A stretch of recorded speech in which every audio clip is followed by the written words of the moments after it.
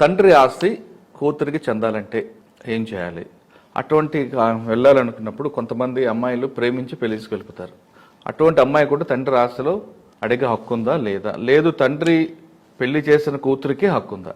ఇక్కడ ప్రధానంగా మనం చెప్పాల్సిన విషయాలు రెండు ఉంటాయి. ఇక్కడ వారసత్వంగా వచ్చిన ఆస్తి లేదా కష్టార్జితం అని మనం మాట్లాడాలి. ఎప్పుడైనా ఒక ఆస్తి గురించి మాట్లాడేటప్పుడు ఆస్తి అయితే అది వారసత్వంగా వచ్చిన ఆస్తి కష్టార్జితమా? కష్టార్జితంలో ఎవ్వరి భాగస్వామ్యం ఉండదు.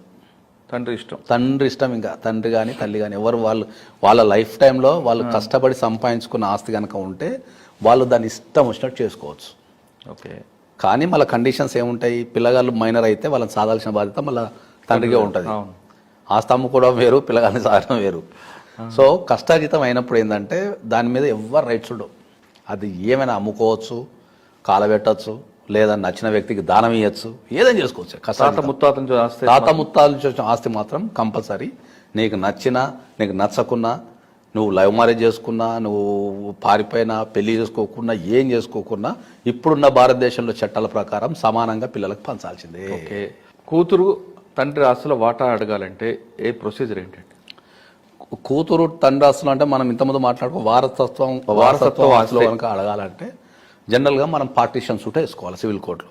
అడగాలంటే మనం జనరల్గా ఇంటికి పోయి అడుగుతాం, లేదా నోటీస్ ఇవ్వను అంటే పార్టీషన్ సూటే. నా రైట్, ఒక 5 ఎకరాల పొలం ఉంది, మా తాత నీకు ఇచ్చిండు, నువ్వు మాకు ఇవ్వాలా, సో నా 5 ఉన్నాం, ఇంత ఆస్తి నాకు వస్తుందని చెప్పేసి సివిల్ సూట్కి మనం పార్టీషన్ సూట్ వేసుకోవాలి. ఓకే.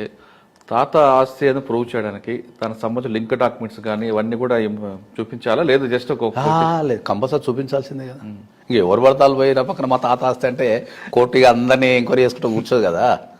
ఏ కేసు అయినా, అది సివిల్ కేసు అయినా, క్రిమినల్ కేసు అయినా, ఏ కేసు అయినా దానికి సంబంధించిన ఆధారాలు ఎంతో కొంత వేశారనుకోండి. అవును, వేసినప్పుడు తండ్రితో పాటు ఆ తండ్రి కొడుకులకి ఎంతమంది భాగస్వామ్యులు ఉంటే అంతమంది కుటుంబం. ఈ ప్రొసీజర్ ఎంతకాలం పడుతుందండి?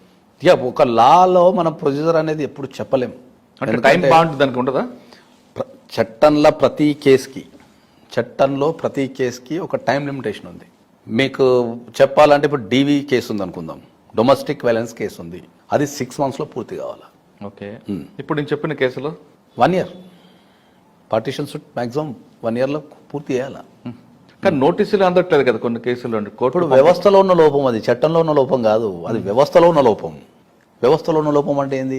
సరైన ఇన్ఫ్రాస్ట్రక్చర్ లేదు దేశంలో. ఇప్పటికి మీరు కొన్ని కోర్టులకు వెళ్తే ఇప్పటికీ సరైన బాత్రూమ్ లేదు, కూర్చోడానికి కుర్చీ లేదు, ఓకే, తాగడానికి వాటర్ లేదు, ఓకే,